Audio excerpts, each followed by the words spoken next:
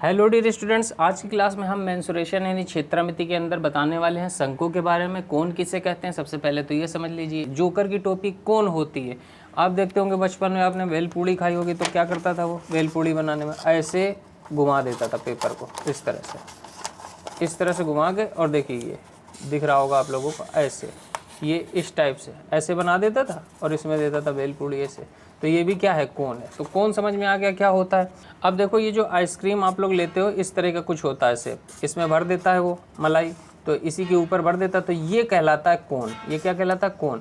तो यहाँ पर अगर आप खड़े हो जाइए ये बीच में बिल्कुल हवा में, और यहाँ से यहाँ पे अगर कोई रेखा खींच देंगे तो ये हमारी कहलाएगी त्रिज्या। और ये देखो अगर ये सीधा सीधा ऐसे हम खड़ा कर दें, ये सीधा सीधा ऐसे बिल्कुल सीधा, तो ये क्या कहलाएगी? ये ऊंचाई कहलाएगी। लेकिन अगर यहाँ से ये तिरछा तिरछा है, ये जो अभी मुड़ा हुआ है ये वाली ऊंचाई ये तिरछी है, तो ये कहलाती है तिरछी ऊंचाई। इसे हम इंग्लिश में एल से डिनोट करते हैं, स्लैंट हाइट बोलते हैं। इसे क्या बोलते हैं? तिरछी ऊंचाई। और ये जो खड़ा खड़ा सीधे है ये ऊंचाई कहलाता है। और त्रिज्या समझ में आ गई। अगर आपसे पूछ लें कि इसमें हम कितनी आइसक्रीम भरी है तो आप इसका आयतन निकालेंगे, तो शंकु का आयतन क्या होता है? 1/3 पाई आर स्क्वायर एच। अब अगली बार जब आप आइसक्रीम ले तो आप पता कर लीजिएगा कि उसके अंदर कितनी मलाई उसने भरी है। तो शंकु का आयतन क्या होता है? 1/3 पाई आर स्क्वायर एच। शंकु की तिरछी ऊंचाई का फार्मूला क्या होता है? स्लैंट हाइट, जिसे इंग्लिश में बोलते हैं √h² प्लस r²।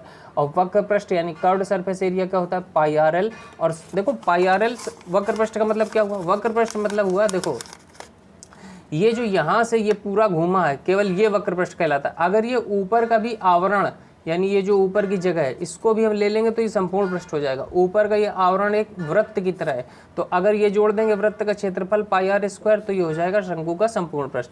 तो शंकु का वक्र पृष्ठ, शंकु का संपूर्ण पृष्ठ, ये सारे फार्मूले हैं, आप याद कर लीजिए, इससे बाहर क्वेश्चन नहीं गिरता है। तो क्वेश्चन क्या लिखा हुआ है? क्वेश्चन लिखा हुआ है 3 सेंटीमीटर त्रिज्या 7 सेंटीमीटर ऊंचाई वाले शंकु का आयतन ज्ञात कीजिए। भैया हमें त्रिज्या दी है r दिया है हमें 3, हमें ऊंचाई h दी है 7, बस आयतन निकालना है। आयतन का फार्मूला क्या होता है? 1/3 पाई आर स्क्वायर एच। रख दो यहाँ पर 1/3, पाई का मान कितना होता है बताइए? 22/7। आर स्क्वायर, आर मतलब कितना है? 3, और 3 का स्क्वायर कर दीजिए, 3 × 3। और एच कितना दिया है? एच हमें दिया है 7, 7 रख दीजिए। अब देखो यहाँ पर नीचे के 3 से ऊपर का 3 कट गया, नीचे के 7 से ऊपर का 7 कट गया, 22 का गुणा 3 में करेंगे, 22 3 कितना हुआ? 66। और ये क्या है? घन सेंटीमीटर। ये हमारा आंसर आ जाएगा। बात समझ में आ गई। अगला क्वेश्चन देखते हैं।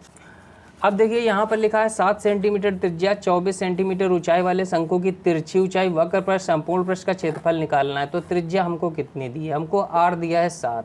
हमको ऊंचाई कितनी दी है? हमको ऊंचाई दी है 24। रख दो, बस कुछ नहीं है। देखो मेंसुरेशन के अंदर अगर आपको फॉर्मूले सारे याद है तो आप क्वेश्चन को बहुत ईजी तरीके से कर लोगे। अगर फॉर्मूला नहीं आता तो उस फॉर्मूले की वजह से केवल आपका क्वेश्चन चला जाएगा, ये समझ लीजिएगा। तो तिरछी ऊंचाई का फॉर्मूला, तिरछी ऊंचाई पूछी गई है, क्या होता है? √h² plus r²। बस सीधे रखना है केवल यहाँ पर।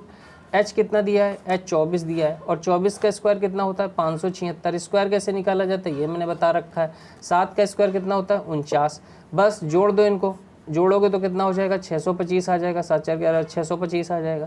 और 625 किसका वर्गमूल है बताइए? 25 का है। 25 का स्क्वायर 625। वर्गमूल कैसे निकालते हैं ये भी मैंने बताया, इसीलिए हमने सारी चीज़ें बेसिक की पहले क्लियर करी थी, ताकि जब धीरे धीरे आगे बढ़ेंगे तो आप लोगों को चीज़ें समझ में आएंगी। वक्र पृष्ठ यानी कर्व्ड सरफेस एरिया क्या होता है? कर्व्ड सरफेस एरिया का फॉर्मूला होता है पाई आर एल। लगा दो बस। पाई की वैल्यू क्या होती है? 22/7। आर कितना दिया है? त्रिज्या भाई 7 दी है। एल हमने निकाल लिया, तिरछी ऊंचाई कितनी है? 25 है। बस नीचे के 7 से ऊपर का 60 काट दोगे, बस गुणा कर लो यहाँ पे। 25 दूनी 50, 50 का 0 हासिल लगा 5, और 25 दूनी 50 और 5 कितना होगा? 55, 550 इसका आंसर आ जाएगा। 550 वर्ग सेंटीमीटर। अब बस यहीं से क्या कहा गया? अगला संपूर्ण पृष्ठ निकालना है। संपूर्ण पृष्ठ क्या होता है? अभी हमने बताया कि वक्र पृष्ठ के साथ अगर एक पाई आर स्क्वायर और जोड़ दोगे जो कि नीचे का वृत्त होता है, बस संपूर्ण पृष्ठ निकाल आएगा। वक्र पृष्ठ हमारा कितना आया है? 550 आया है।